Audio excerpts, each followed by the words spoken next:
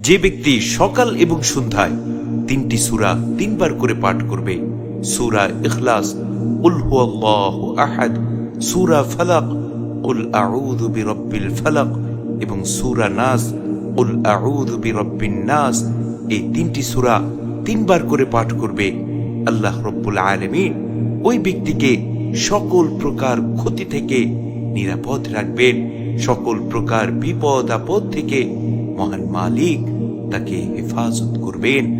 সুবহানাল্লাহ, সুবহানাল্লাহি ওয়া বিহামদিহি, সুবহানাল্লাহিল আযীম।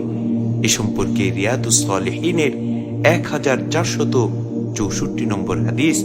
হযরত আব্দুল্লাহ ইবনে খুবাইব রাদিয়াল্লাহু আনহু বলেন, রাসূল আকরাম সাল্লাল্লাহু আলাইহি ওয়াসাল্লাম একদিন আমাকে বললেন, ইকরা কুল হুয়াল্লাহু আহাদ, তুমি কুল হুয়াল্লাহু আহাদ এই সূরা পাঠ করো, ওয়াল মুতাআউযিন এবং সূরা ফালাক ও সূরা নাস পাঠ করো।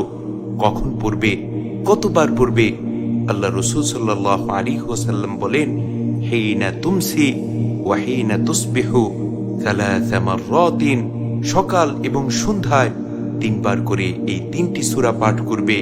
তাকফিকা মিন কুল্লি শাই, তাহলে প্রতিটা ক্ষতিকারক জিনিস থেকে এই 3টি সূরা তোমার নিরাপত্তার জন্য যথেষ্ট হয়ে যাবে।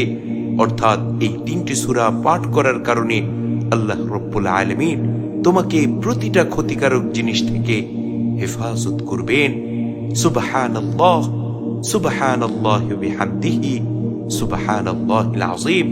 সুতরাং আমরা যদি চাই সকল ক্ষতি থেকে নিরাপদ থাকতে, সকল বিপদ আপদ থেকে নিরাপদ থাকতে, তাহলে আমাদের উচিত হচ্ছে প্রতিদিন সকাল এবং সন্ধ্যায় 3 বার করে সূরা ইখলাস পাঠ করা, সূরা ফালাক এবং সূরা নাস পাঠ করা।